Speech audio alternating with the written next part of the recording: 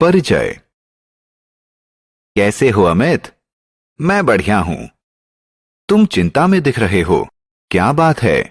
कल मेरी बहन ने मुझसे एक सवाल पूछा और मैं उसका जवाब नहीं दे सका। क्या सवाल है? क्या मैं इसे हल करने में तुम्हारी मदद कर सकता हूं? उसने पूछा कि ऐसा क्या है जो हमें फल भी देता है और लकड़ी भी, जो धरती पर पैदा हो सकता है और पानी में भी, जो घर में पाया जाता है और जंगल में भी। यह तो बहुत आसान है प्यारे। उन्हें वनस्पति या पेड़ पौधे कहते हैं। आओ सीखें। विभिन्न प्रकार की वनस्पतियों का वर्णन करना। किसी वनस्पति के मुख्य भाग का वर्णन करना। वनस्पतियों के मुख्य लाभ बताना। वनस्पति जीवन। नमस्कार दोस्तों, मैं पंकज हूं। क्या आप जानते हैं कि वनस्पति हमारे मित्र भी होते हैं, क्योंकि वो हमें भोजन और जीवन यापन के लिए जरूरी दूसरी कई सामग्री देते हैं। इसके अलावा वो हमें छाया भी देते हैं। वो भी हमारी तरह सजीव होते हैं। उन्हें अपने जीवित रहने और बढ़ने के लिए आहार और जल की जरूरत होती है। उनमें भी हमारी तरह विकसित और लंबे होने की योग्यता होती है। वनस्पतियों के प्रकार। बच्चों, हम अपने आसपास विभिन्न प्रकार के पेड़ पौधों को देखते हैं। हम देखते हैं कि कुछ पौधे लंबे होते हैं तो कुछ छोटे। जो पौधे बहुत लंबे और मजबूत होते हैं उन्हें पेड़ कहते हैं, जैसे आम, नारियल, नीम इत्यादि पेड़ हैं। जो पौधे पेड़ों से छोटे होते हैं उन्हें झाड़ियां कहते हैं, जैसे गुलाब या सूरजमुखी के पौधे। इनके अलावा कुछ वनस्पतियां बहुत छोटी होती हैं।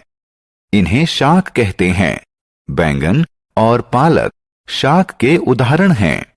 बेल और लताएं।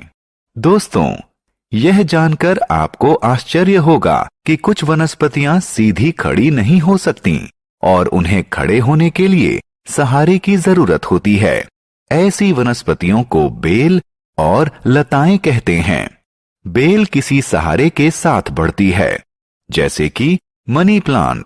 लताएं जमीन पर फैलकर बढ़ती हैं, जैसे कि कद्दू और तरबूज। आओ खेलें। दोस्तों, अब थोड़ा मनोरंजन करने का समय है। सभी वनस्पतियों को उनके सही खाने में लगाएं। वनस्पतियों के अंग। दोस्तों, आइए पौधों के विभिन्न अंगों की चर्चा करें। किसी पौधे के मुख्य अंग जड़, तना, पत्ते, फूल और फल होते हैं। आइए एक एक कर इन सभी के बारे में और जानें। जड़ पौधे का सबसे निचला अंग होता है। ये मिट्टी में विकसित होती है और पौधे को जल और खनिज प्राप्त करने में सहायता करती है। तना और पत्तियां। पौधे का अगला अंग तना होता है। पौधे के कठोर भाग को तना कहते हैं, जो जमीन के ऊपर उगता है। यह पत्ते, फल और फूल को वहन करता है। तना पौधों को सहायता भी देता है। दोस्तों, क्या आप जानते हैं कि तने का कौन सा भाग उन्हें फल तैयार करने में मदद करता है? बिल्कुल सही, पत्तियां करती हैं। पत्तियों का रंग हरा होता है और ये तने से उत्पन्न होती हैं। फूल और फल। दोस्तों, आइए अब हम पौधे के सबसे आकर्षक और सुंदर भाग यानी फूल के बारे में जानें। फूल विभिन्न रंगों और प्रकार के होते हैं, जैसे सूरजमुखी, गुलाब या डहेलिया इत्यादि। मैं जानता हूं कि आप में से ज्यादातर लोग फल पसंद करते हैं। पौधे के रसदार भाग को फल कहते हैं। फल विभिन्न आकार, प्रकार और रंग के होते हैं, जैसे केला, आम, सेब या संतरा। बीज। जब हम सेब काटते हैं तो उसके अंदर क्या देखते हैं? हाँ, बिल्कुल सही, हम छोटे भूरे बीज देखते हैं। दूसरे फलों के अंदर भी बीज होते हैं, जैसे पपीता और आम। क्या आप जानते हैं कि नए पौधे का जन्म बीज से होता है? वनस्पतियों का उपयोग। बच्चों, हम जानते हैं कि हम पौधों से खाने की सामग्री प्राप्त करते हैं। भोजन सामग्री के अतिरिक्त हम पौधों से अन्य बहुत सी चीजें प्राप्त करते हैं। बहुत सी दवाइयां व इत्र यानी परफ्यूम पौधों से बनते हैं। पेड़ हमें लकड़ी भी देते हैं। कुछ स्थानों पर लकड़ी से घर भी बनते हैं। आओ खेलें।